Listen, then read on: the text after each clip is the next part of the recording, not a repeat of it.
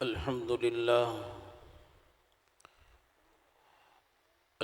لله نحمده ونستعينه ونستغفره ونؤمن به ونتوكل عليه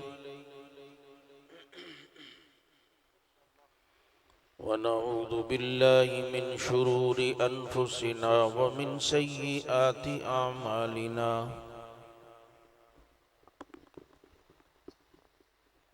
من يهده الله فلا مضل له ومن يضلله فلا هادي له ونشهد أن لا إله إلا الله وحده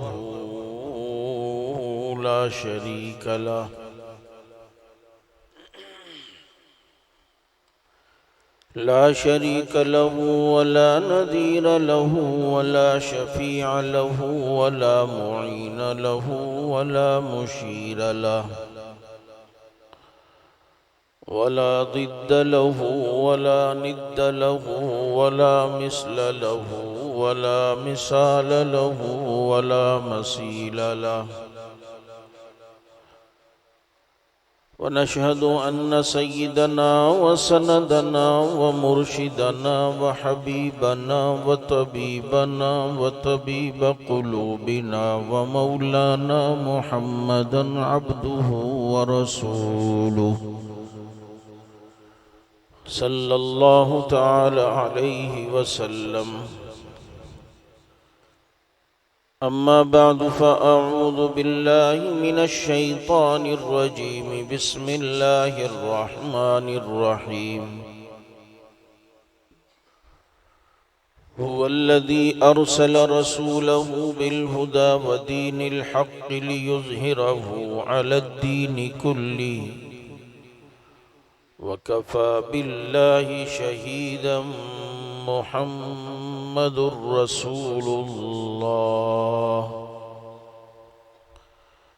قال النبي صلى الله عليه وسلم إنما بعثت معلما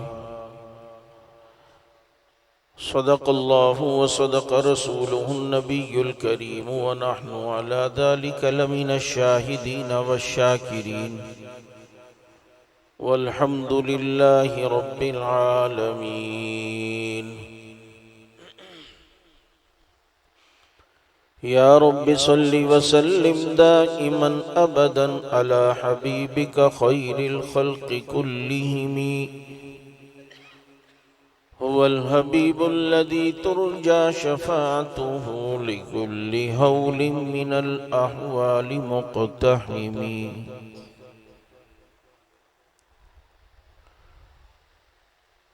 حسن یوسف دیکھ کر وہاں کٹی تھیں انگلیاں حسن یوسف دیکھ کر وہاں کٹی تھیں انگلیاں اور چاند کٹ گیا یہاں انگلی کو دیکھ کر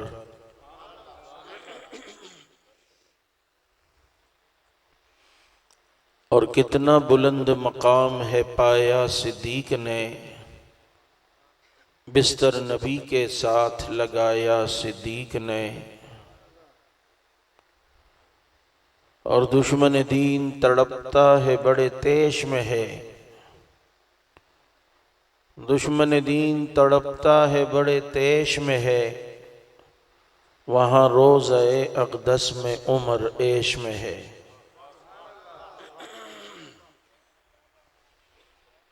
اور جسے پتہ ہی نہ ہو اپنے باپ کا وہ کیا بگاڑ لے گا عمر بن خطاب کا اور یہ سچ ہے کہ خطرہ اغیار بہت ہے یہ سچ ہے کہ خطرہ اغیار بہت ہے پر کیا کریں صحابہ سے پیار بہت ہے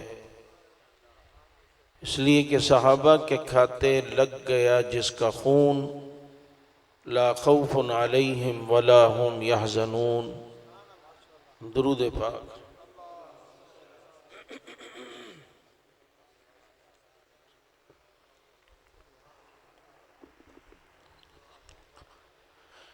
میرے واجب الاحترام عزیز ساتھیو، محترم دوستو اور معزز بزرگو،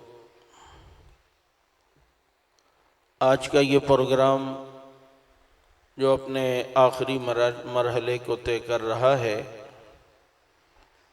میں یہاں کے تمام ساتھیوں کو، ذمہ داران کو اس پروگرام کے انعقاد پر، خصوصاً آپ کے ضلع کے قائد جناب حاجی عبدالرزاق صاحب اور ان کی پوری ٹیم کو خراج تحسین اور شاباش پیش کرتا ہوں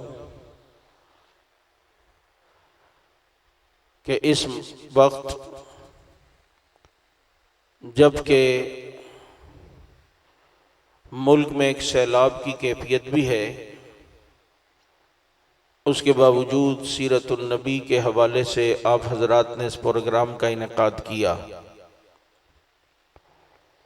مجھے اندازہ ہو رہا ہے کہ آپ بہت تھکے ہوئے ہیں، کیونکہ میں نے اردو میں شعر پڑھے، اشعار پڑھے، نہ سبحان اللہ ہوا، نہ ماشاء اللہ ہوا، اور نہ کوئی آواز آ رہی ہے۔ آپ یہاں اس طرح خاموش ہو کے ڈر کے بیٹھے ہیں جیسے گھر میں بیگم سے ڈر کے خاموش ہو کے بیٹھتے ہو۔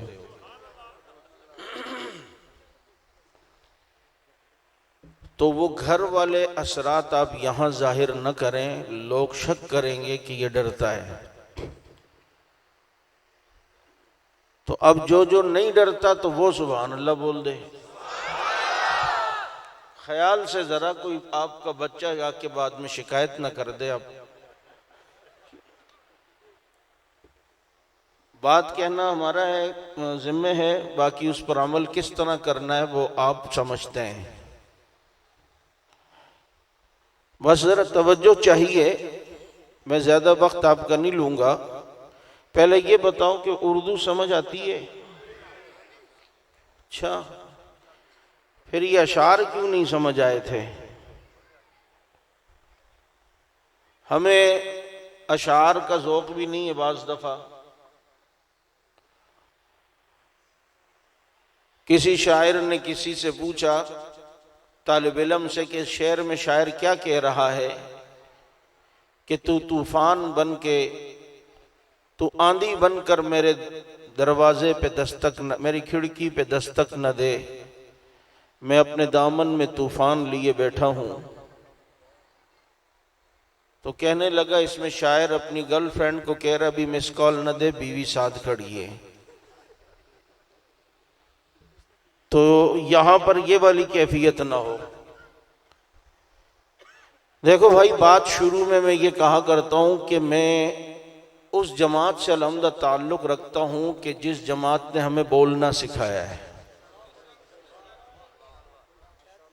اگر ان کی آواز کو دبا کر انہیں قبروں میں اتارا گیا تو ان کے قبروں کی مٹی کی خوشبو بھی بولتی ہے۔ اور میرا تعلق اس جماعت کے ساتھ ہے کہ جو ممبر و محراب پہ بات کرتے ہیں وہی میاں والی جیل کے تختہ دار پہ بھی بات کرتے ہیں۔ ان کی آواز کو اگر دبانے کی کوشش کی جاتی ہے تو اللہ پشاور میں امام کعبہ کو بلا کر حق نواز بنوا دیتے ہیں۔ اس لیے بولنا ہے، اور یہ بولنے کا انداز مجمع سے یہ اللہ کا طریقہ رہا۔ عالم ارواح میں تمام روحوں کو خطاب کرتے ہوئے اللہ نے بلوانے کے انداز میں پوچھا، الستُ بربکم، کیا تمہارا رب نہیں ہوں؟ تو قالوا بلا وربنا، سب نے کہا ہاں آپ ہی ہمارے رب ہیں، کیونکہ بولنے سے بات یاد رہتی ہے۔ اور بات تو میں اس نبی کی کرنے والا ہوں کہ جس کا نام دیکھ کر، جو جس کے چہرے کو دیکھ کر ابو جہل کے ہاتھ کے کنکر بھی بولیں۔ سبحان اللہ، میں کمی نہیں آئے گی، میری بیان پھر ایسا ختم ہوگا آپ کو پتہ بھی نہیں چلے گا۔ میں بات اس نبی کی کرنے لگا ہوں کہ جس نبی کو کائنات کا ایک ایک ذرہ جانتا اور پہچانتا ہے۔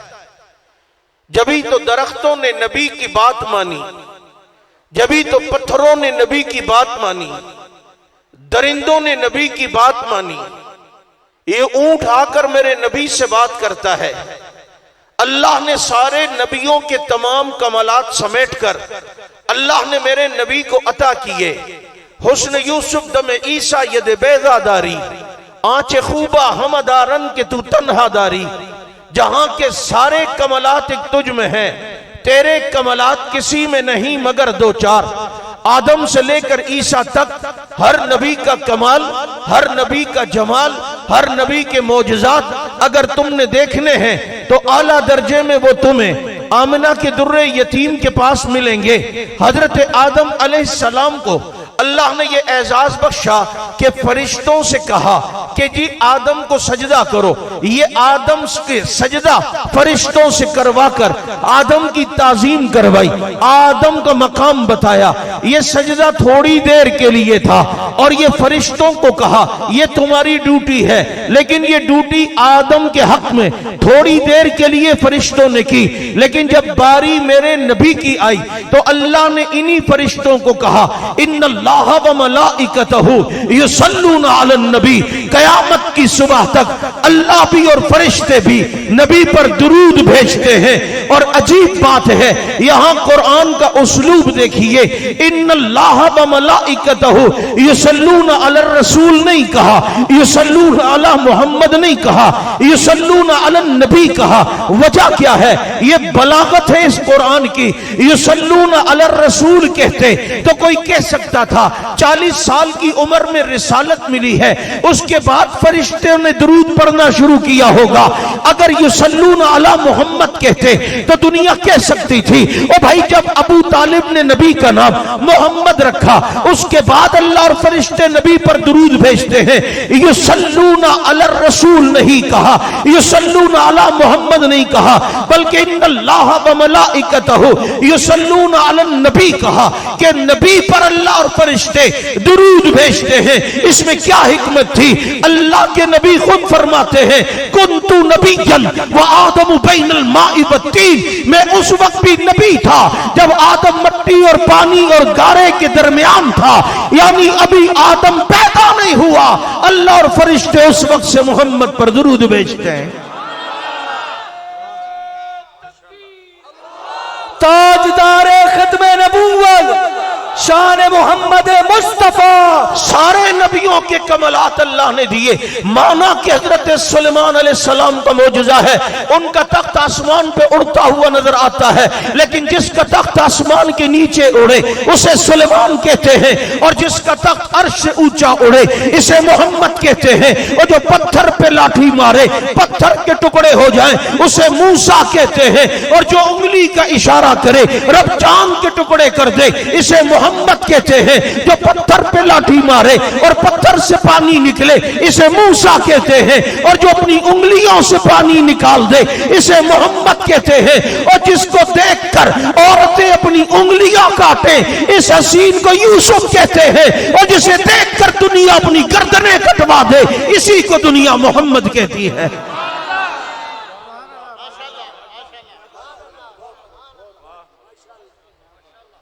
مانا کہ سارے نبی اعلیٰ ہیں، لیکن میرے نبی کا مقابلہ کوئی کر سکتا بولو نہیں ہے۔ اللہ نے سارے نبیوں کے کمالات سمیٹ کر میرے نبی کو دیے، آمنہ کے در یتیم کو دیے، اسے محمد کہتے ہیں۔ اور جو آسمانوں پہ جائے، معراج تو ابراہیم کو بھی ہوئی، حضرت آدم کو بھی ہوئی، لیکن زمین پر ہوئی ہے، حضرت نوح کو بھی ہوئی ہے، کشتی میں زمین پر ہوئی ہے، حضرت موسیٰ کو بھی ہوئی ہے، طور پر زمین پہ ہوئی ہے، حضرت زکریا کو بھی ہوئی ہے، آرے سے چرتے ہوئے زمین پر ہوئی ہے، حضرت ابراہیم کو بھی معراج ہوئی ہے، آگ میں ہوئی ہے، زمین پر ہوئی ہے، حضرت اسماعیل کو معراج ہوئی ہے، چھری کے نیچے ہوئی ہے، زمین پر ہوئی ہے۔ جس نبی کو معراج ہوئی زمین پر ہوئی، باری محمد کی آئی، اللہ نے معراج کرائی تو عرش بری پر کرائی، آسمانوں پہ بلایا، عرش پہ بلایا۔ اور یہ میرے نبی کے 3 بڑے معجزات ہیں۔ ویسے تو بے شمار معجزات ہیں، کیونکہ ایک روایت میں کہ جس نبی کے جتنے امتی ہوتے ہیں اللہ اس نبی کو اتنے معجزات دیتا ہے۔ اندازہ کر لو میرے نبی کے کتنے معجزات ہیں، لیکن 3 معجزات یاد رکھنا میرے نبی کے بڑے معجزات میں سے کہلاتے ہیں۔ ایک قرآن، دوسرا معراج، اور تیسرا جماعت صحابہ۔ قرآن نبی کا بڑا معجزہ جو آج تک معجزہ ہے۔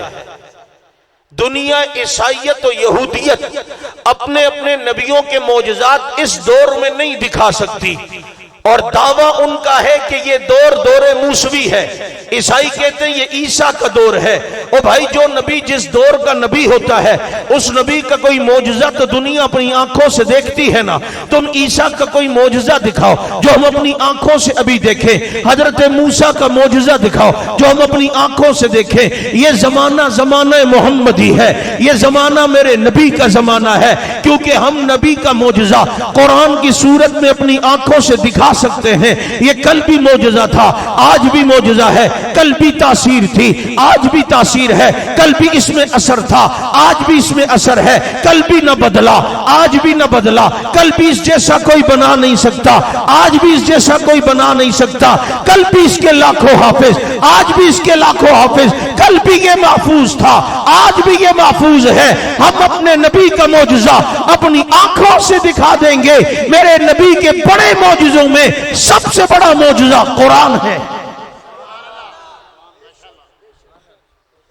اور نبی کے معجزوں میں دوسرا بڑا معجزہ معراج۔ آسمانوں پہ گئے یا نہیں گئے؟ آپ کے یہاں پاکستان میں بڑے مستشرقین قسم کے لوگ، غامدی جیسے لوگ، اور آج کل ایک قید بھی ہے جس کی زبان چلتی، گھر میں ماں نہیں پہچانتی اور بات صحابہ کی عدالتیں لگا کے بیٹھتے ہیں۔ فخر سے کہتا تھا جہلم کا جہلمی جہنمی، کیا بولتے ہیں، ہاں، انجینئر، پلمبر۔ اسے انجینئر کہنا ایسا ہے جیسے گاؤں دیہاتوں میں ختنے والے کو کوئی سرجن کہنا شروع کر دے کہ بھائی میرے 30 لاکھ فالوورز ہیں، 30 لاکھ فالوورز ہیں، اب عدالت میں باپ کے علاوہ کوئی آتا ہی نہیں ہے۔ صحابہ سے دشمنی کرو کہ اللہ یوں ہی دنیا میں ذلیل کرے گا۔ اس قسم کے مستشرقین بہت ہیں، غامدی ٹائپ کے دوسرے، جو ہر چیز کو عقل کے تناظر میں کرتے ہیں۔ یار ہماری عقل میں یہ بات نہیں آتی، ہماری عقل میں، اس لیے وہ کہتے ہیں نبی خواب میں آسمانوں پہ گئے تھے، خواب میں جنت دیکھی تھی، خواب میں جہنم کے مناظر دکھائے، خواب میں یہ سارا طے ہوا تھا، حقیقت میں جسم کے ساتھ نہیں گئے تھے۔ میں نے کہا خواب میں جانا پھر کیا کمال ہے؟ خواب میں تو امتی بھی نارووال میں سویا ہوا ہوتا ہے، لیکن مکہ میں طواف کر رہا ہوتا ہے، سویا ہوا نارووال میں ہے، اور گھوم مدینے کی گلیوں میں رہا ہوتا ہے، سویا ہوا نارووال میں ہوتا ہے، اور جناب لندن کے اندر گھوم رہا ہوتا ہے۔ اٹھاتی ہے ماں کہ اٹھ بیٹا گاڑی کا ٹائم ہو گیا، کہتا اماں ابھی تو میں لندن میں تھا، ذرا سفر تو پورا کرنے دیتا، تو کہتی تو نے ابھی مجھے اٹھا دیا۔ خواب میں جانا کون سا کمال ہے؟ کمال تو یہ ہے میرا نبی اسی باللیل والی زلفوں کے ساتھ گیا ہے، اسی والضحیٰ والے چہرے کے ساتھ گیا ہے، علم نشرہ والے سینے کے ساتھ گیا ہے، ما زاغ البصر والی آنکھوں کے ساتھ گیا ہے، اور صرف نبی نہیں گیا بلکہ لباس نبی بھی ساتھ گیا ہے۔ صرف نبی نہیں، لباس نبی، بھائی پہلے آسمان پہ نبی، لباس نبی بھی ساتھ، عرش پر نبی، لباس نبی بھی ساتھ۔ ٹھیک ہے لباس کا وہ مقام نہیں جو نبی کا ہے، لباس کا مقام نبی کی وجہ سے ہے، لیکن کیا ہو کرے بھائی، یہ لازم ملزوم ہے، جہاں نبی ہوں گے لباس نبی تو ساتھ ہوگا نا۔ نہیں سمجھ آ رہی؟ جہاں نبی ہوں گے نبی کا لباس بھی ساتھ ہوگا. جب جہاں جہاں جس جس مقام پر نبی ہوں گے وہاں لباس نبی بھی ساتھ ہوگا. لباس نبی سے جدا نہیں ہو سکتا.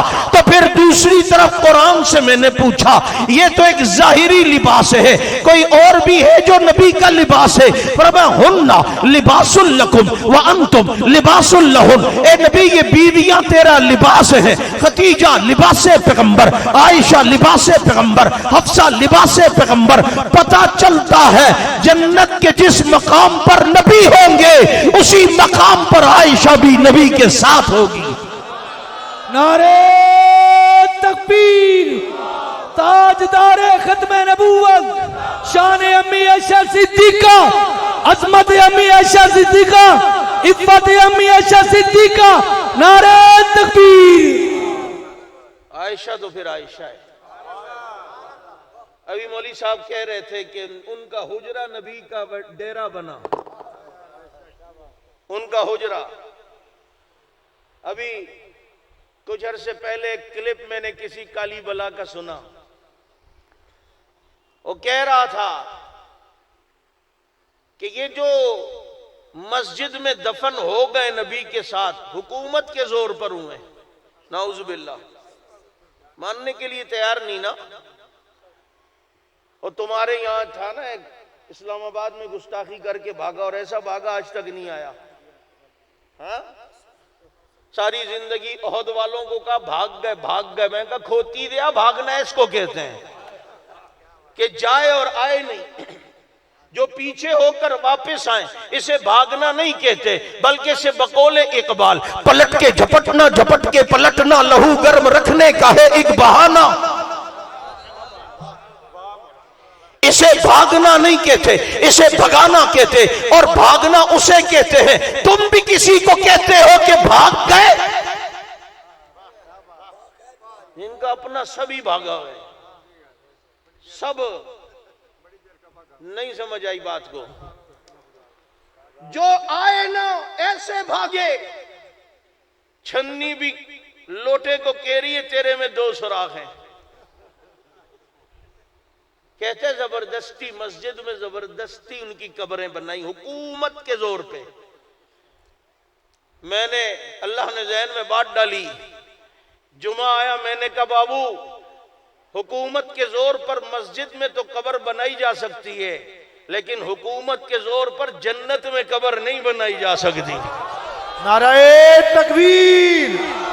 تاجدار ختم نبوت, عظمت صحابہ, عقیدہ حیات النبی. یہ صرف مسجد نہیں بلکہ ما بین بیتی و منبری روضۃ من ریاض الجنہ, یہ جنت کا ٹکڑا ہے.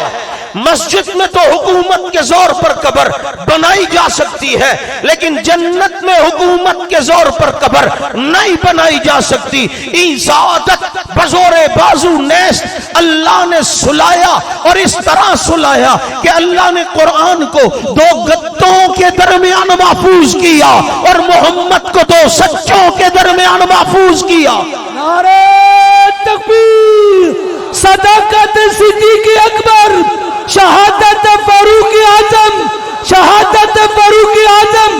گلی گلی نگر نگر, گلی گلی نگر نگر, عقیدہ حیات النبی. یہ جنت کا ٹکڑا, یہ میری ماں عائشہ کا گھر ہے. یہ عائشہ کا گھر جنت کا ٹکڑا ہے. یہ جو جنت کا ٹکڑا یہ عائشہ کا گھر ہے, اور یہ جو عائشہ کا گھر جنت کا ٹکڑا یہی میرے نبی کا روزہ ہے. میں کہا کرتا ہوں عموماً, حاجی صاحب آپ کی نظر کرتا ہوں, مولوی صاحب نے جمعے میں بیان کیا, اور لوگوں الجنت تحت اقدام الامہات, ماں کے قدموں کے نیچے جنت ہے.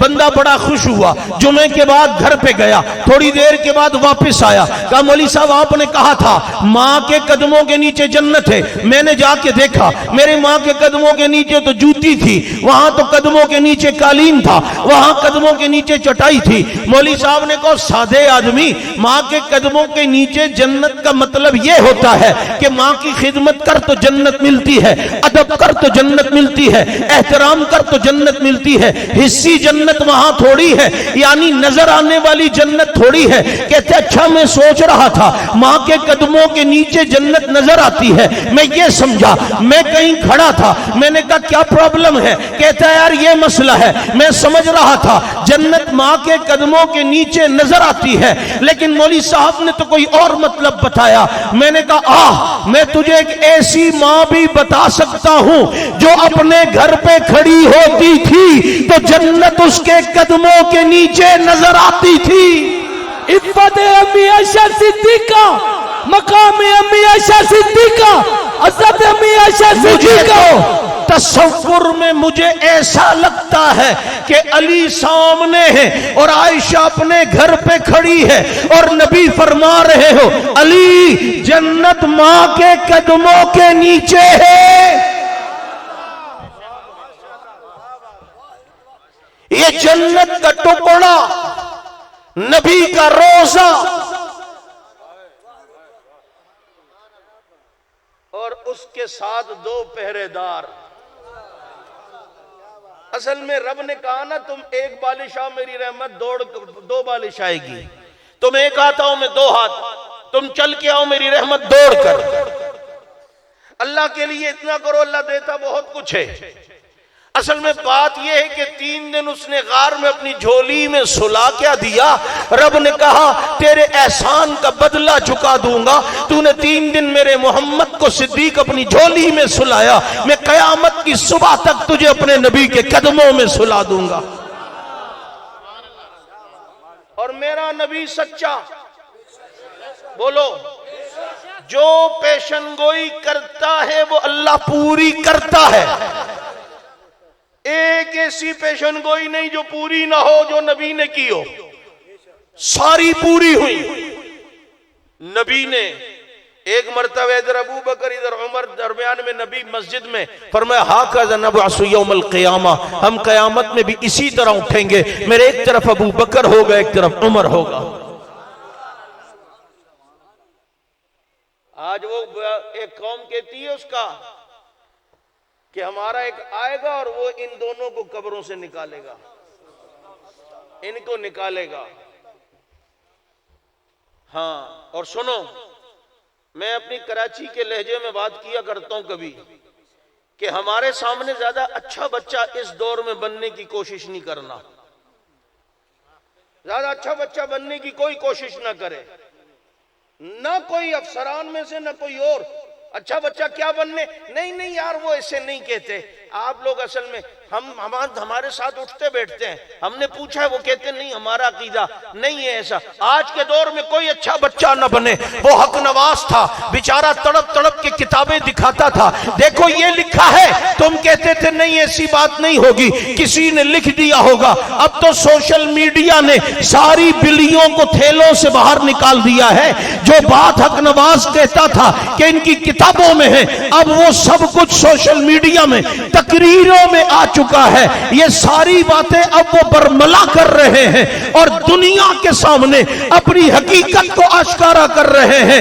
اسی کلپوں میں کہتا ہے جناب ہمارا آئے گا، ان دونوں کو نکالے گا۔ میں نے کہا کسی کا باپ بھی قیامت تک انہیں محمد سے جدا نہیں کر سکتا۔ چاند سے چاندنی جدا نہیں ہوتی، سورج سے درخشانی جدا نہیں ہوتی، پھول سے خوشبو جدا نہیں ہوتی، محمد سے دونوں یار جدا نہیں ہو سکتے۔ تاجدار ختم نبوت،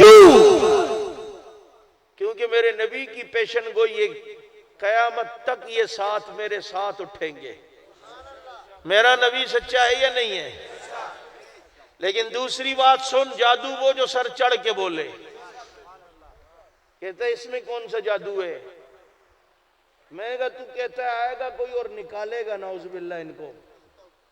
1400 سال تو گزر گئے، ابھی بھی تیرا عقیدہ نہیں ابھی آئے گا، بس آئے گا آئے گا آئے گا، نکالے گا آئے گا۔ میں کہا جادو وہ جو سر چڑھ کے بولے، کہتے کیا مطلب؟ میں کہا 1400 سال گزر گئے، اتنا تو بھی مان رہا ہے کہ ابو بکر و عمر کا جسم قبر میں آج بھی سلامت ہے. اس کو کہتے ہیں وجدت شیء وغابت عنک الاشیاء. ایک طرف توجہ ہے اور کئی طرف توجہ نہیں. بابا تو بھی مان گیا جسم سلامت ہے, جبھی تو کہتا ہے کہ نکالے گا. اسی کو تو کہتے ہیں زمین میں لی نہیں ہوتی, زمن میں لا نہیں ہوتا, محمد کے صحابہ کا کفن میں لا نہیں ہوتا. کہتے ہیں ہاں یار یہ تو میں نے سوچا ہی نہیں. میں کہا اوپر سے سوچے تو سوچ میں آئے نا, یہ خراب نہیں ہوئے. میں کہا یہ ہو سکتے ہی نہیں ہے, یہ خراب ہو سکتے ہی نہیں ہے. کہتے ہیں کیوں؟ میں نے کہا بادشاہ نے خواب دیکھا, تعبیریں پوچھی, کوئی بتا نہیں سکا. اس بادشاہ کے ساقی نے کہا جیل میں یوسف نام کا ایک قیدی ہے, وہ تعبیر بتائے گا. حضرت یوسف علیہ السلام سے تعبیر پوچھی. حضرت یوسف نے فرمایا 7 سال خوب بارش ہوگی, گندم اگے گی, اس کے بعد 7 سال قحط ہوگا, تو 7 سالوں میں خوب کاشت کر لو, خوب گندم اگا لو, تاکہ بعد کے 7 سالوں میں کام آئے. تو بادشاہ نے کہا یوسف 7 سالوں میں گندم خراب نہیں ہوگی, اسے کچھ ہوگا نہیں. تو حضرت یوسف نے فرمایا میرے پاس اس کا حل ہے. کہا کیا حل ہے؟ کہا گندم کو خوشے میں رہنے دو, جب تک گندم خوشے میں ہو اسے کچھ نہیں ہوتا, وہ تر و تازہ رہتی ہے. میں کہا کرتا ہوں اگر گندم خوشے میں ہو اسے بھی کچھ نہیں ہوتا, اور ہمدم روزے میں ہو انہیں بھی کچھ نہیں ہوتا. شار صحابہ, عصبت صحابہ, مقام صحابہ, دفاع صحابہ, علماء صحابہ, عقیدہ حیات النبی, عقیدہ حیات النبی, انہیں بھی کچھ نہیں ہوتا, وہ بھی تر و تازہ ہیں. جہاں روزانہ 70,000 فرشتے صلاۃ و سلام پڑھتے ہوں, وہاں کی کیا تازگی ہوگی. حضرت قاسم العلوم والخیرات حضرت قاسم نانوتوی رحمت اللہ علیہ سے کسی نے گرمی کے دنوں میں کوئی بندہ ان پر پنکھا چلا رہا تھا ہاتھ والا, تو سوال کسی نے پوچھا حضرت نیک آدمی کی قبر کے ساتھ قبر بنانے کا فائدہ ہے؟ فرمایا یہ پنکھا کس کو جھل رہا ہے؟ کہا آپ کو. کہا ہوا تجھے بھی آ رہی ہے یا نہیں؟ بھائی نہیں سمجھے ہو یار, بس ختم کر دیتا ہوں, اب تقریر ختم. چلیں پھر ذرا بولو. میں تھوڑا تھوڑا جو ہے نا کراچی اسٹیشن سے جھنگ اسٹیشن کی طرف موڑا ہوں, لیکن تم میرا رخ کہیں اور نہ موڑ دینا, میں ریمنڈ کی طرف بھی موڑ سکتا ہوں. وہ بھی ہمارے, یہ بھی بولو ہمارے. کہا یہ پنکھا مجھے چلا رہا ہے, تجھے بھی ہوا آ رہی ہے یا نہیں؟ کہا حضرت مجھے سمجھ میں آ گئی, نیک آدمی کی قبر کے ساتھ کسی کی قبر بنے, اللہ رب العزت اس کی قبر کی برکت سے ساتھ والے کو بھی اجر دیتا ہے. یہ آپ کے گکھڑ منڈی میں امام اہل سنت مولانا سرفراز خان صفدر صاحب رحمت اللہ علیہ کا انتقال ہوا. انہیں گکھڑ منڈی کے قبرستان میں دفنایا گیا, تو کسی نے خواب میں دیکھا کہ اس قبرستان سے سانپ اور بچھو نکل کے بھاگ رہے ہیں. کسی نے میرے شیخ کے شیخ مفتی صوفی سرور صاحب سے تعبیر پوچھی, اس کی کیا تعبیر ہے؟ فرمایا اتنی سی بات سمجھ میں نہیں آئی, اللہ نے حضرت کے وجود کی برکت سے پورے قبرستان سے عذاب کو ختم کر دیا ہے. عقیدہ حیات النبی, عقیدہ حیات النبی. یہ صرف 14ویں صدی کے امتی کی قبر کی برکت ہے. تو نبی کی قبر کی کیا برکت ہوگی؟ اور سلایا کن کو؟ ہائے ہائے, یہ 2 پہرے دار, یہ حبدار, یہ چوکیدار, یہ وفادار سلایا ہے. عرض میں کر رہا تھا جہاں نبی وہاں لباس نبی. چلتے جا رہے ہیں, دوسرا معجزہ بھی بیان ہو رہا ہے. پہلے والا معجزہ قرآن, اس کی تفصیل یہاں کچھ دنوں بعد آپ کے مدرسے میں کوئی پروگرام ہے قریب, وہاں تفصیل انشاءاللہ. ابھی تو معراج 10 نومبر مسجد اقصی پہنچ گئے, اذان ہوئی ہے, حضرت جبریل نے اس کے سر پہ قرآن رکھ کے, اپنے قرآن نہیں مان, اس کے سر پہ علم رکھ کے پوچھ کہ تو اتنا بتا دے کہ حضرت جبریل نے اذان کون سی والی دی تھی؟ کوئی ماں کا کالا ماں کا لال. دیکھو یار آپ ہلو میری زبان پسلے پھر مجھے نہیں بولنا, توجہ کرو. میں پھر جو ہے نا پھر بات آدمی دماغ ایک زبان پسل جاتی ہے. کوئی ماں کا لال یہ بتا دے کون سی والی تھی؟ یہ وہی والی تھی جو یہاں ہوتی ہے, جو مدینے میں ہے, جو مکہ میں ہے, جو اہل سنت کی مساجد میں ہے. اذان ہوئی ہے, نماز ہوئی ہے, میں تفصیلوں میں نہیں جاتا. یہاں سے چلے ہیں, وہاں گئے ہیں, جنت دیکھا, جنت دیکھی. بھائی کسی کا محل بھی دیکھا یا نہیں دیکھا؟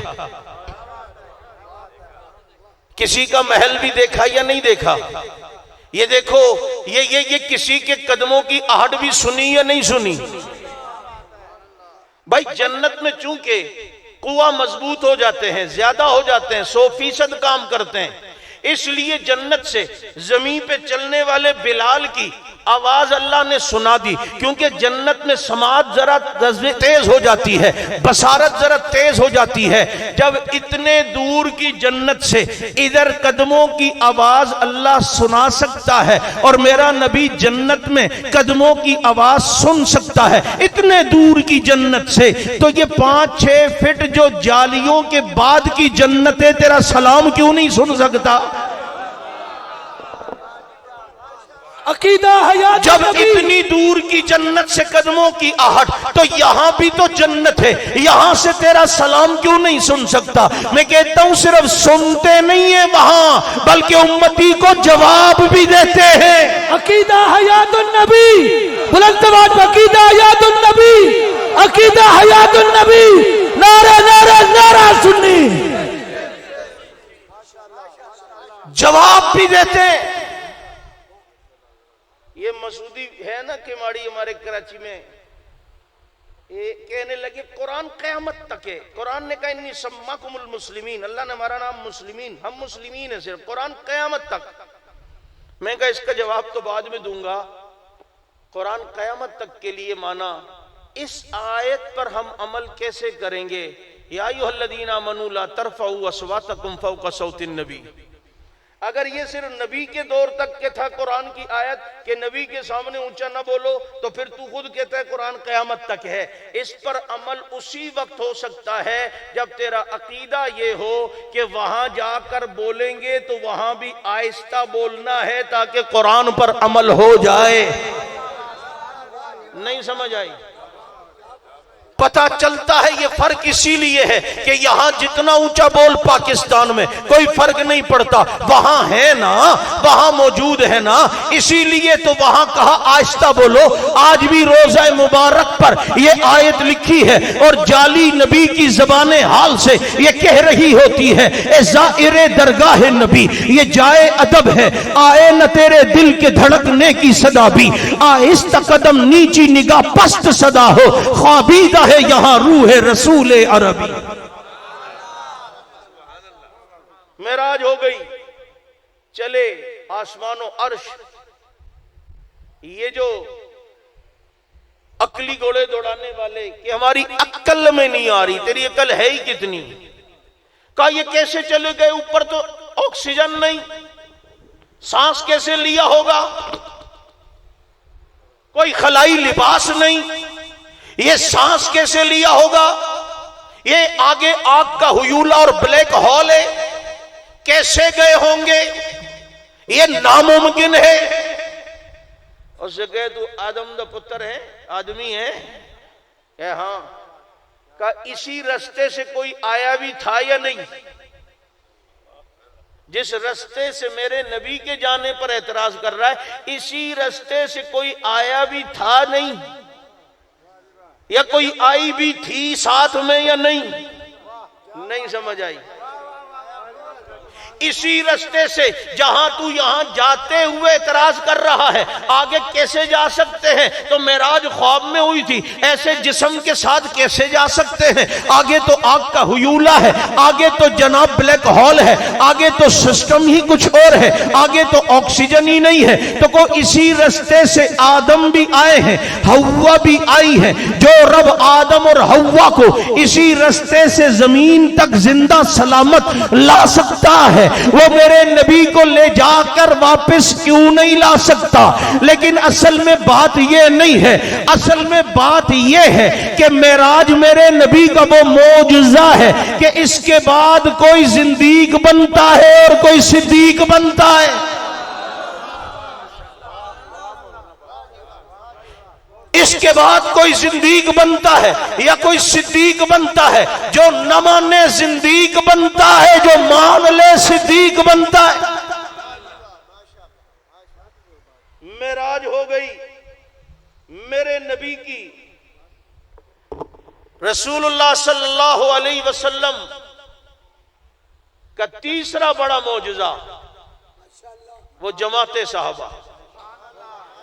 مجھے تقریر کے بعد کسی مولوی صاحب نے کہا صحابہ بھی نبی کا معجزہ ہے؟ میں نے کہا تو پھر کس کا معجزہ ہے؟ یہ نبی کا ہی تو معجزہ ہے کہ جو اونٹ نہیں چرا سکتے تھے، یہ کس کی نگاہ پڑی ہے کہ آج ان کے خط سے دریا بھی چلتے ہوئے نظر آ رہے ہیں؟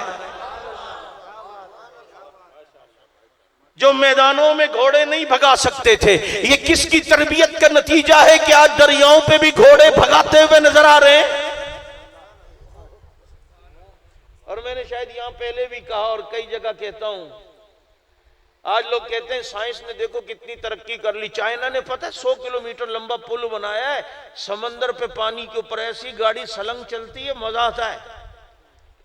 تم مولویوں نے کیا ترقی کی ہے؟ دیکھو ترقی چائنا نے ایسا پانی کے اوپر، مجھے اس دن کسی نے کہا کویت نے 26 کلومیٹر لمبا پل صرف پانی پر سمندر پہ بنایا، اتنی ترقی ہے۔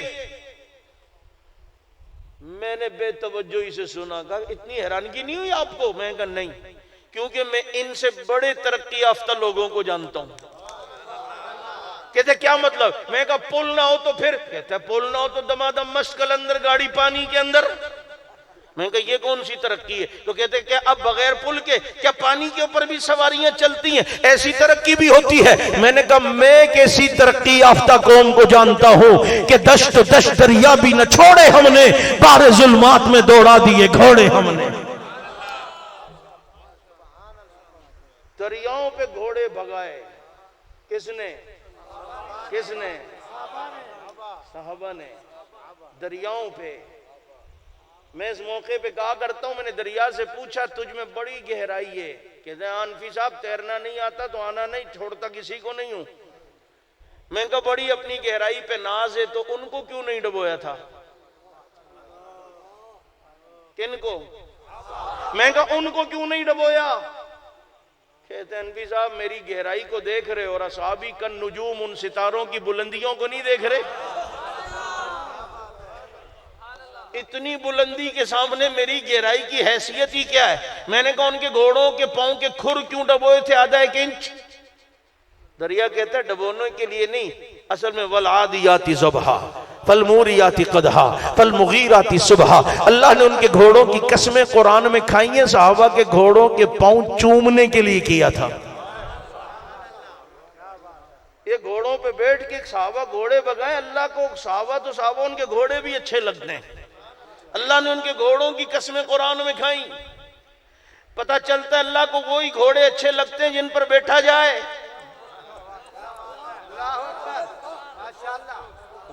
کیونکہ وضع شیء فی محلہ فہو ادب، شے کو محل پر رکھنا یہی ادب ہے۔ اور اللہ نے قرآن میں کہا والخیل والبغال والحمیر لترکبوها، میں نے گدھے خچر گھوڑے بنائے ہی سواری کے لیے ہیں، بنائے ہی سواری کے لیے ہیں۔ اصل میں بدر میں وہ ابو جہل کو چھوٹے قد والوں نے گرایا تھا، وہ اپنے گھوڑے پہ تھا۔ حضرت عبد الرحمن رضی اللہ عنہ کہتے ہیں میرے دائیں طرف چھوٹے قد والا، بائیں طرف میں نے کہا باقی سب کے ساتھ جوان جوان، میرے ساتھ مجھے کہنے لگے چچا ابو جہل کون ہے؟ میں نے کہا کیوں؟ کہا چھوڑیں گے نہیں۔ کہا بابا وہ تو بہت اونچا ہے، تمہارے تو قد چھوٹے ہیں، تم کیا کرو گے؟ انہوں نے کہا چچا کبھی کبھی چھوٹے قد والا وہ کام کر جاتا ہے کہ بڑے بڑے قد والا دیکھتے رہ جاتا ہے۔ تیری آواز میری آواز، تیری آواز میری آواز، جنگی کل بھی زندہ تھا، بڑے بڑے دیکھتے رہ جاتے ہیں۔ کہا اتنی میں نظر آیا، میں نے کہا وہ یہ بڑے آگے جو مارا نا، یہ اوپر سے گرا، جو گرا تو ایک چھوٹے قد والے نے گھوم کے کہا ہوگا چاچا آئندہ گھوڑا نظر آئے گا، اوپر بیٹھنے والا نظر نہیں آئے گا۔ میں نے ضرب لگا دی ابو جہل کو، تو اب یہ نظر کبھی بھی اوپر نہیں آئے گا، تو وہ نیچے بس ہوتا تھا۔ تکلیف میں تھا نا زخمی، تو کبھی یہاں سے گزر رہا تھا ابو جہل، کبھی یہاں سے، کبھی یہاں سے، کبھی ادھر سے، گھوڑے کے نیچے سے اس کی ٹانگوں سے ٹکرا رہا ہے۔ ابھی تو خواتین ہی نہیں تو میں اور بہت کچھ بتاتا۔ تو یہ یہاں وہاں ادھر ادھر یہ جو ہے سلسلہ جو ہے وہ چل رہا ہے۔ تو یہ ہوتا اسی ہے کہ جب قد چھوٹے والے کی ضرب لگے وہ اٹھنے کے قابل بھی نہیں ہوتا ہے۔ تیسرا معجزہ میں نے کہا جماعت صحابہ، میرے نبی کے یار، میرے نبی کے جانثار، میرے نبی کے وفادار، خدا کی قسم ان میں جو کمال ہے میرے نبی کی وجہ سے ہے، ان میں جو کوالٹی ہے میرے نبی کی وجہ سے ہے۔ اور سنو میں ایک بات کہا کرتا ہوں، ہمیں عموماً لوگ کہتے ہیں یار جلسہ سیرت کا تھا اور بات صحابہ پر لے آئے۔ میں نے کہا یہ اسلوب میں نے قرآن سے سیکھا ہے۔ اللہ نبی کا تعارف کروا رہا ہے، توجہ کرنا ذرا۔ اللہ کہتے ہیں نبی کے تعارف میں کیا؟ محمد الرسول اللہ۔ سورہ فتح کی آخری آیت ہے، یہ محمد اللہ کے رسول ہیں۔ اللہ یہ محمد جو اللہ کے رسول ہے یہ کون ہے؟ تو دیکھو آپ جب ادھر ہوتے ہیں جلسے میں، اسٹیج سیکٹری کسی کو بلاتا ہے تو اس بندے کی صفات بتاتا ہے کہ بھائی میں اب ایسے شخص کو دعوت دیتا ہوں جو شیخ الحدیث بھی ہے، شیخ التفسیر بھی ہے، مناظر اسلام بھی ہے، یعنی اس کی جو صفات ہیں اس سے اگلے کا تعارف ہوتا ہے۔ توجہ کرنا ناروال والو، قرآن کا اسلوب دیکھو اور عظمت اصحاب رسول کو سمجھو۔ اللہ نبی کا تعارف کرواتے کہتے ہیں محمد الرسول اللہ، محمد اللہ کے وہ رسول ہیں۔ کان کھڑے ہو گئے۔ اب اللہ شاید یہ کہیں یہ وہ رسول ہے جو صاحب معراج ہے، صاحب قرآن ہے، حسن و جمال کا پیکر ہے، لیکن نہیں، اسلوب رب نے یوں کیا محمد الرسول اللہ، محمد اللہ کے رسول ہیں۔ اور یہ وہ رسول ہیں کہ والذین معہ اشداء علی الکفار، جن کے ساتھی آپس میں مہربان ہیں، کافروں پہ سخت ہیں، یہ سجدے میں ہوتے ہیں، ان کے ساتھی رکوع میں ہوتے ہیں، ان کے ساتھی اللہ کی رضا کے لیے کام کرتے۔ یار تعارف نبی کا کرانا تھا، صفات صحابہ کی شروع کر دی۔ یہ کیوں؟ اللہ نے مجھے تجھے بتایا ہے جس نے نبی کا کمال دیکھنا ہو جماعت صحابہ کو دیکھ لو، انہیں کچھ بھی نہیں آتا تھا، انہیں آج سب کچھ محمد نے سکھایا ہے۔ یہ دریا کے اوپر گھوڑے چلا رہے ہیں، یہ سب کچھ نبی کی برکت ہے۔ اور یہ بکریاں نہیں چرا سکتے تھے، آج ان کے خط سے دریا چلتے ہیں۔ جو ایک علاقے کی حکمرانی نہیں کر سکتے تھے، 65 لاکھ مربع میل کے حکمران ہیں۔ یہ بجلی کا کڑکا تھا یا صوت ہادی، عرب کی زمین جس نے ساری ہلا دی۔ اور لکھاں تاجور حبیبہ تیرے غلام بن گئے، چرواہے در پہ آ کے جگ دے امام بن گئے۔ ہم صحابہ کر کے دنیا کو نبی کا تعارف کرواتے ہیں، جن کے شاگردوں میں اتنا کمال ہے، اس استاد میں کتنا کمال ہوگا۔ اگر شاگردوں کی سواری دریاؤں پہ چل سکتی ہے تو استاد کی سواری عرش پہ کیوں نہ چلے؟ اگر شاگردوں کے گھوڑوں کی قسمیں قرآن میں ہیں تو استاد کی زلفوں کی قسمیں قرآن میں کیوں نہ ہو؟ اللہ نے قرآن میں نبی کا تعارف کرواتے ہوئے صحابہ کی صفات بیان کرنا شروع کر دی کہ محمد اللہ کا وہ رسول ہے جس کے ساتھی ایسے ہیں، جس کے ساتھیوں میں یہ کمال ہے، جس کے ساتھیوں میں یہ کوالٹی ہے۔ کیوں کہ درخت اپنے پھل سے پہچانا جاتا ہے، پھول اپنی خوشبو سے پہچانا جاتا ہے، آسمان اپنے تاروں سے پہچانا جاتا ہے، قرآن اپنے پاروں سے پہچانا جاتا ہے، اور محمد اپنے یاروں سے پہچانا جاتا ہے۔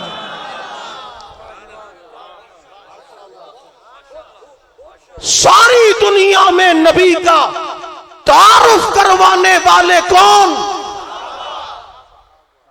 آج نبی، میں نے رات بھی جلسے میں کہا، کراچی میں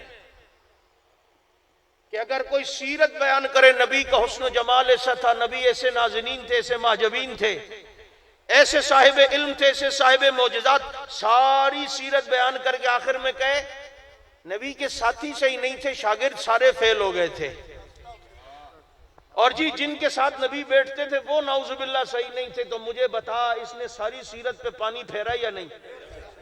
ہاں، لوگ سوچیں گے حسن جمال علم سب کچھ تو تھا، لیکن سامنے بیٹھنے والوں پہ اثر نہیں پڑا تو فائدہ؟ ہم کہتے ہیں سامنے بیٹھنے والوں پہ اثر کیوں نہ پڑے؟ کیونکہ دیکھنے والا امام الانبیاء ہے۔ نگاہ نبی میں وہ تاثیر دیکھی، بدلتی ہزاروں کی تقدیر دیکھی۔ یہ نبی کی نگاہ کوئی معمولی حیثیت رکھتی ہے؟ اس نگاہ میں وہ اثر ہے کہ اوپر دیکھے تو چاند کے بھی ٹکڑے ہوتے ہیں، درخت کو دیکھے تو وہ بھی زمین پھاڑتا ہوا آتا ہے۔ آج صوفیہ ذکر کرواتے ہیں اللہ اللہ اللہ اللہ اللہ، کہتے ضربے لگاؤ اللہ اللہ اللہ کر کے، دل کی طرف توجہ کر کے۔ پیر صاحب سے پوچھا پیر صاحب کیوں؟ کہتے ہمارے دل میں گناہوں کی وجہ سے کالک آتی ہے، ضربے لگا لگا لگا لگا لگا کر ہم اپنے دل کو صاف کرتے ہیں۔ میں نے کہا پیر صاحب نبی نے صحابہ سے ضربے کیوں نہیں لگوائیں؟ پیر صاحب کہنے لگے صحابہ کو ضربوں کی ضرورت ہی نہیں تھی، بس نگاہ نبی پڑتی تھی دل صاف ہو جایا کرتا تھا۔ ہماری کروڑوں ضربوں میں وہ اثر نہیں جو نبی کے چند لمحے دیکھنے میں اثر ہے۔ اے ہے منظر تو سامنے لاؤ نا، یہاں صحابہ ہیں، یہاں نبی ہیں، نبی صحابہ کو دیکھ رہے ہیں، صحابہ نبی کو دیکھ رہے ہیں، اوئے ہوئے، اور منظر یوں بن جاتا ہوگا آنکھوں آنکھوں میں اشارے ہو گئے، ہم تمہارے تم ہمارے ہو گئے۔ آج خواب میں کوئی نبی کو دیکھے تو خوش نصیب ہے۔ لوگ کہتے ہیں مولوی صاحب خواب میں نبی کو دیکھیں کوئی وظیفہ ہو؟ میں کہتا ہوں شب جمعہ میں صلی اللہ علیہ سیدنا محمد النبی الامی یہ 1000 بار پڑھا کرو، اللہ تعالیٰ زیارت کروائے گا۔ دل سے پڑھو، اگلے جمعے سے پہلے ہوگی۔ صلی اللہ علیہ سیدنا محمد النبی الامی، کہتا ہے بڑا مزہ آ جائے گا، بڑی خوش نصیبی ہے۔ میں کہا اچھا کیوں؟ کہتا ہے یار جو خواب میں نبی کو دیکھے خوش نصیبی نہیں ہے۔ میں کہا جو خواب میں دیکھے وہ خوش نصیب ہے، اور جو براہ راست دیکھتے تھے، جنہوں نے نبی کو بار بار دیکھا، کئی بار دیکھا، پھر بار بار دیکھا، پھر کئی بار دیکھا، پھر بار بار اور پھر کئی بار دیکھا، یار یہ کتنے خوش نصیب تھے جنہوں نے بار بار دیکھا اور کئی بار دیکھا۔ پھر ان میں وہ کتنا خوش نصیب تھا جس نے بار بار بھی دیکھا، کئی بار دیکھا اور اکیلے غار میں دیکھا۔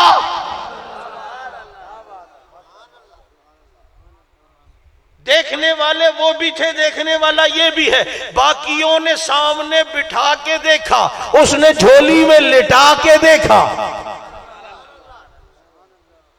باقیوں نے جلوت میں دیکھا، اس نے خلوت میں دیکھا۔ بلکہ اگر تم سمجھو تو میں اپنا عقیدہ بتا دوں، باقی دیکھتے تھے وہ آج بھی دیکھتا ہے۔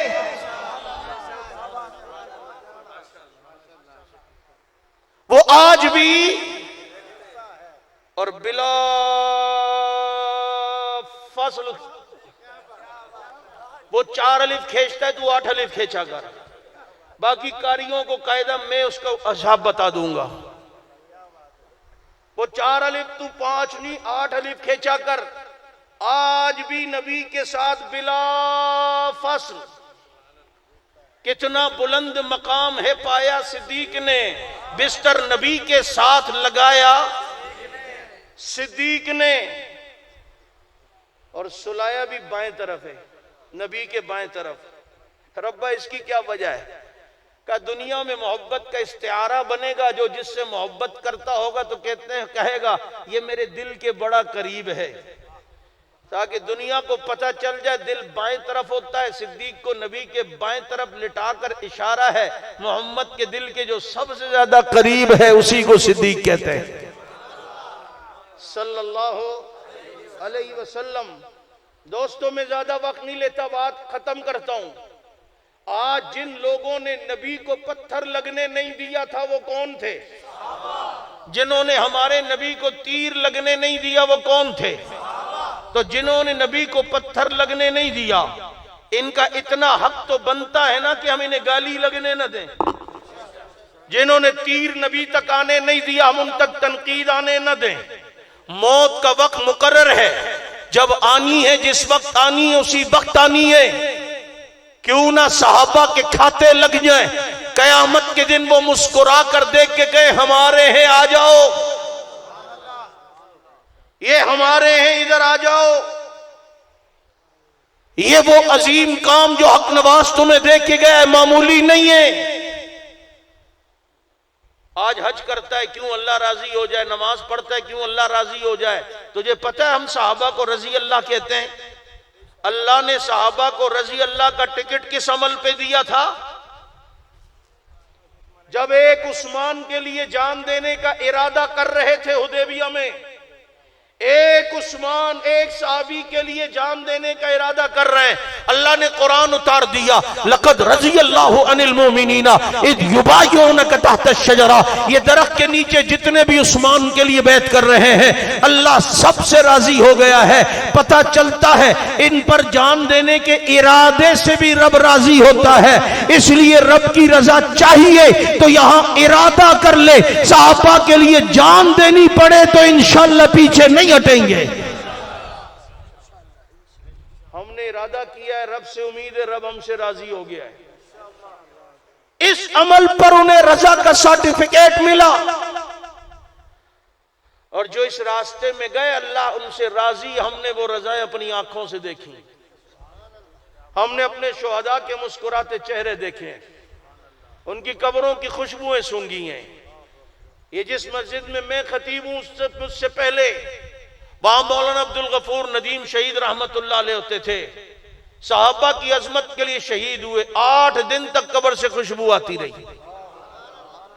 3-4 مہینے بعد عید کی نماز تھی، میں نماز پڑھا کر ان کی قبر پہ گیا، پھر خوشبو شروع ہو گئی۔ علامہ علی شیر حیدری شہید کی قبر سے خوشبو آئی۔ یہ چنی گوٹھ میں ڈیرہ غازی خان کے قریب ہمارے ایک ساتھی عبداللہ شہید 16 سال پہلے شہید ہوئے تھے حضرت معاویہ رضی اللہ عنہ کی عزت و حرمت پر۔ یہ پچھلی سیلابی بارشوں میں ان کی قبر بیٹھی، دنیا دیکھ کر حیران ہو گئی کہ زمین میلی نہیں ہوتی، زمن میلا نہیں ہوتا، صحابہ کے غلاموں کا کفن میلا نہیں ہوتا۔ ہمارے کراچی کے قاری سیف الرحمان 1.5 سال بعد قبر بیٹھی، جسم سلامت نکلا۔ ہمارے کراچی سبزی منڈی قبرستان میں ہمارے ایک ساتھی ارشد نام کے 1.5-2 سال بعد بارشوں میں اس کی قبر بیٹھی، جسم بھی سلامت، کفن بھی سلامت۔ تمہارے پاس جبریل تو نہیں آئے گا اس کام کو سمجھانے کے لیے، یہ قبروں کی خوشبوئیں بتا رہی ہیں یہ کام سچ ہے، یہ حق ہے، اس لیے ارادہ کر لو انشاءاللہ اس سب میں شامل ہوں گے جو صحابہ کے دفاع کے لیے لگائی گئی۔ ارادہ کر رہے ہو؟ گھبراؤ گے تو نہیں، پریشان تو نہیں ہوگے، آؤ گے میدان میں، عظمت اصحاب رسول کا پرچم لہراؤ گے، اپنے یہاں یونٹ بناؤ گے، کام کرو گے عظمت اصحاب رسول کے لیے، ناموس کے لیے۔ ہم نے انشاءاللہ پہرا دینا ہے اور اس انداز میں آنا ہے کہ فنا فی اللہ کی تہ میں بقا کا راز مضمر ہے، جسے مرنا نہیں آتا اسے جینا نہیں آتا۔ وما علینا الا البلاغ۔ کہہ رہے ہیں کہ جی ان کے ساتھ نکاح ہو سکتا ہے، نہیں جی ان کے ساتھ نکاح کیسے ہوگا، بالکل جائز نہیں ہے، سوچو بھی نہیں۔ خلفائے راشدین میں کون کون شامل ہیں؟ اصطلاحی خلفائے راشدین میں 4 اصحاب ہیں، خلافت راشدہ اقچاریار کا جو نعرہ لگتا ہے۔ باقی حضرات عرفی طور پر چونکہ ہر صحابی راشد ہے تو راشد ہیں، لیکن خلافت موعودہ ہمارے حضرات یہ 4 بتاتے ہیں۔ کیا حضرت عمر نے حضرت فاطمہ کا دروازہ جلایا؟ نعوذ باللہ۔ یہ میرا ایک چیلنج ہے، سوشل میڈیا پہ چل رہا ہے، کہتے ہیں جی دروازہ جلایا۔ میں نے کہا پتر تو پہلے دروازہ ثابت کر علی کے گھر کا، بعد کی بات بعد میں کریں گے۔ نہیں سمجھ آئی؟ بہار الانوار میں حضرت علی اپنے گھر کی قسمہ پرسی کو بیان کرتے ہوئے خود کہتے ہیں میں اتنا غریب تھا کہ میرے گھر کے اوپر چھت کھجور کے پتوں کی تھی اور دروازہ ٹاٹ کے کپڑے کا تھا. نہیں سمجھ آئی؟ پھر تیرے گھر پہ کوئی حملہ کرے، تیری بیوی کو مارے، تیرا گھر جلا دے، اور پھر سال 2 سال بعد تجھ سے بیٹی مانگے، تو دے گا؟ بول. جا بھائی، میں کہاں سے دوں، تو نے میرے پہ اتنا. یہ سب کچھ کہانی بنا رہا ہے اور یہ نہیں دیکھ رہا کہ علی نے بیٹی ام کلثوم عمر کے نکاح میں دی ہے. کن کے؟ بھائی دیکھو، ہمیشہ ایک اصول یاد رکھو، بعد والی بات کو دیکھا کرو، پہلی نہیں. آپ کے محلے میں 2 آدمی ہو، کوئی آ کر آپ کو بتائے یار ان دونوں میں ایسی لڑائی ہوئی ہے، ایک دوسرے کا گریبان پھاڑ دیا، سر پھاڑ دیا، خون نکل رہا تھا، میں نے خود دیکھا ہے. آپ جلدی جلدی بھاگتے ہوئے گئے، اتنے میں دیکھا کہ وہ دونوں ہاتھوں میں ہاتھ ڈال کے آ رہے ہیں، نہ کپڑے پھٹے ہوئے نہ سر پھٹا ہوا، اور ایک دوسرے کے گلے میں ہاتھ ڈال کر باتیں کرتے ہوئے آ رہے ہیں. تو کیا مطلب ہے کہ پہلی والی بات سچ تھی یا جھوٹ تھی؟ اس دوسری نے بتا دیا پہلی والی بات جھوٹ تھی. تو یہ پہلی والی بات دروازہ یہ وہ جلایا، اور دوسری والی بات کہ نکاح ہوا، شادیاں ہوئی، ان کے پیچھے نمازیں علی نے پڑھی، ان کی خلافتوں میں اپنے عہدے لیے، یہ سب کچھ کیا، تو پتہ چلتا ہے پہلی والی بات تیری بنائی ہوئی ہے، دوسری والی بات اصل ہے. اور جس کے گھر پہ اتنا کچھ ہو، اتنا کچھ ہو، سوال عمر پہ نہیں ہوتا، سوال یہ کہ فاطمہ کے شوہر نے کیا کیا ہے. نہیں سمجھ آئی؟ اس سے پوچھ، آج اگر میرے بیوی میرے گھر پہ آ کے کوئی حملہ کرے، میں نارووال کا کمزور سا آدمی، جتنی جان ہوگی لگا دوں گا. علی نے تو بہادری محمد کی زلفوں سے سیکھی ہے. علی کو تو کہا ہی شیر خدا جاتا ہے. تو اس لیے یہ کہانیاں لوگوں کی بنائی ہوئی ہیں. یہ سوشل میڈیا میں اس طرح کی بہت سی چیزیں آتی ہیں. اس لیے میں اپنے نوجوانوں سے کہتا ہوں ہر ایک کو نہیں سنا کرو. یہاں وسوسے ڈالے جاتے ہیں اور اس طرح صحابہ کے بارے میں بدگمانی پھیلائی جاتی ہے، آپ سوچ بھی نہیں سکتے. بات سمجھ میں آ رہی ہے؟ اس لیے صحابہ کرام سن لو، تم جتنے اعتراض کرو، خدا کی قسم وہ جنت میں جا چکے ہیں، تیرے اعتراضات انہیں جنت سے نہیں نکال سکتے. تو اب اپنی فکر کر، ان کو اللہ نے وَكُلًّا وَعَدَ اللَّهُ الْحُسْنَىٰ کہہ کے جنتی قرار دے دیا ہے. سبحانک اللہم بحمدک نشہد ان لا الہ الا اللہ نستغفرک ونتوب الیک. اللہم صلی علی محمد وعلی آلہ واصحابہ بارک وسلم. یا اللہ ہمارے گناہوں کو معاف فرما، کہنے سننے کو قبول فرما، غلطی کو معاف فرما، ہمیشہ ہمیشہ کے لیے راضی ہو جا. اس پروگرام کو قبول فرما، کہنے سننے کو